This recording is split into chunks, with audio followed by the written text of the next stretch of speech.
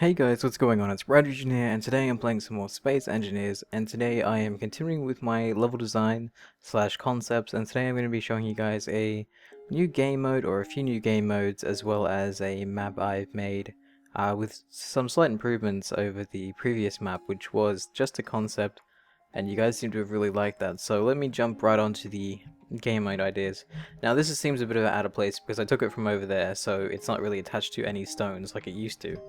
But this is for a sort of sabotage slash rush, like the rush mode from Battlefield, if anyone's played Battlefield. So what I've done here is I've got a quick pathway that this isn't a level. This is just me putting points down but connecting them via a bridge. So what you have here is you have two posts, the red one and the blue one. Now you can imagine this being scattered across meteorites, so you'd say like the red one would be on that rock over there, the blue one would be on that rock over there, and then have a whole base surrounding it. Now you guys can easily tell that these are powered because you can see the blue lights. You can actually see that, sorry, the blue and red lights. You can see that from quite a fair distance away actually. You guys can probably, I don't think you can see it, the ones all the way over there. I think the blue one's actually stopped showing now as well. Sometimes yeah, there we go. We can see it from this far away. So maybe keeping the designs rather small would work. But the idea behind this is that you have two teams, the attacking and the defending. The attackers simply have to destroy these two towers, or however many towers you want to have throughout your level. And the way they do this is by destroying the warheads inside. Now, there's two different types of towers you can have. You can have one made out of heavy armor and one made out of light armor.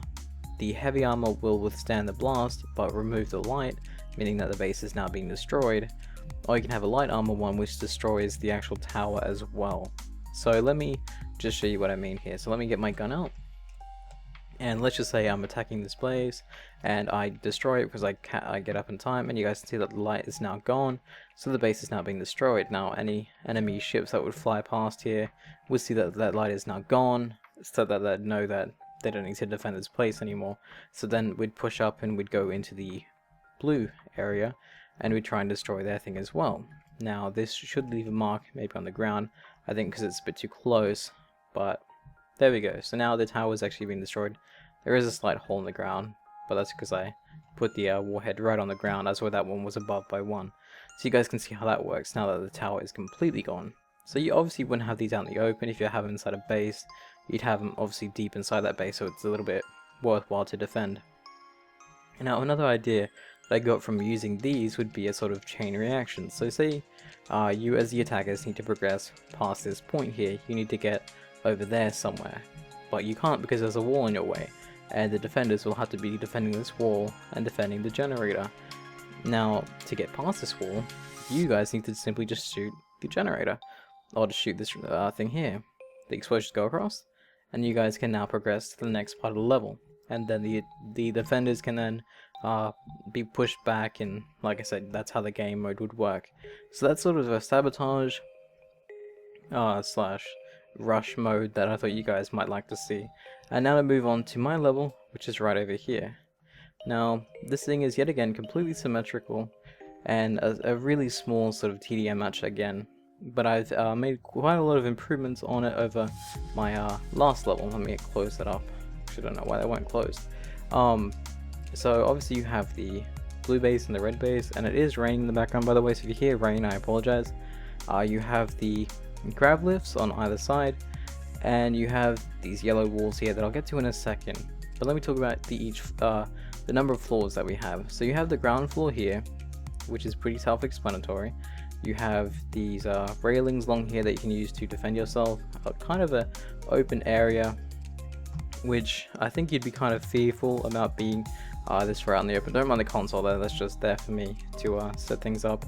You've got these little platforms up here that give you a little bit more elevation, but not so much. There is grav lifts here, but these ones don't work all too well, so I've kind of just ignored them for the most part until I can tweak them a little bit better, but that can kind of help you get up here. The other way you get up here is using the grav lifts at each spawn. So if I was to come down here, run and jump, and then I can get myself all the way up here. And like I said, the only way you can get up here is via the grav lifts. So you have a pretty pretty high view. The only problem with this is that you can't see much down below because a lot of the action will be happening down below, and you're kind of locked off, at least in trying to find a decent place to shoot.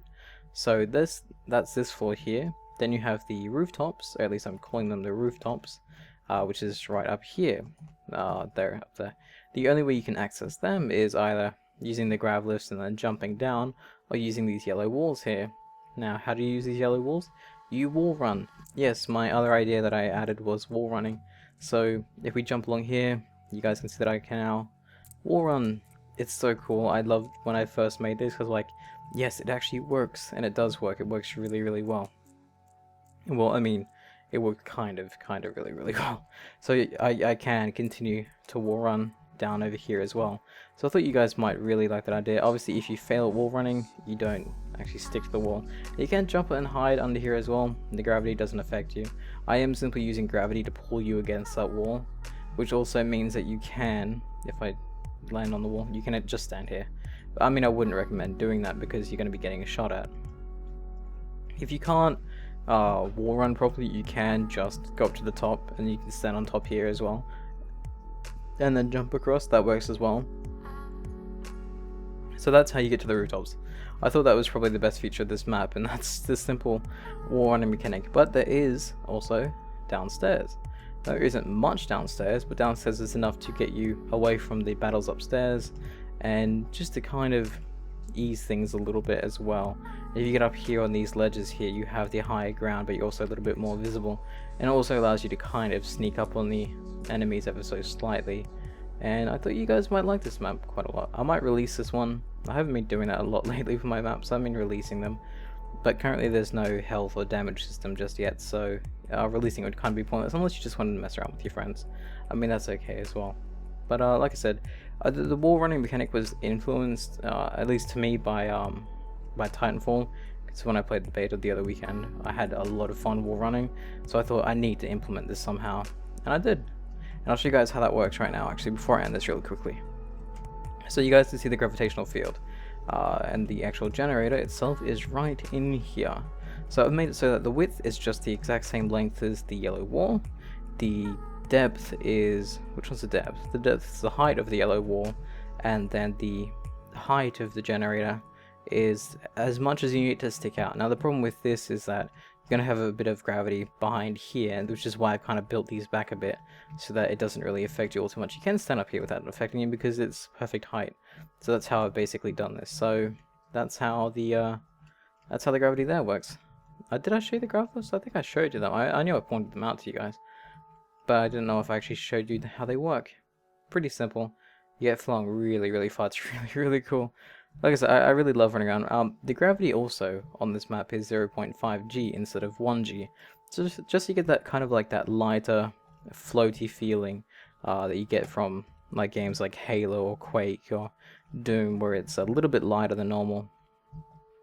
So you can kind of jump around and do all these really, really cool maneuvers. You can also bunny hop, I think. I don't know if that works really, really well because of the lighter gravity. But I mean, you know, each their own, really. If you find you're better off jumping around, then you can. Obviously the gun looks really weird because of the whole transparency thing, but if I turn it off you guys can see what that looks like. Obviously I can have my light on if I really want to, but I'll end this by showing you the wall running in third person, which I think it looks really, really cool too. So here we go, and I messed it up. I knew whenever I try to show that off I always mess it up.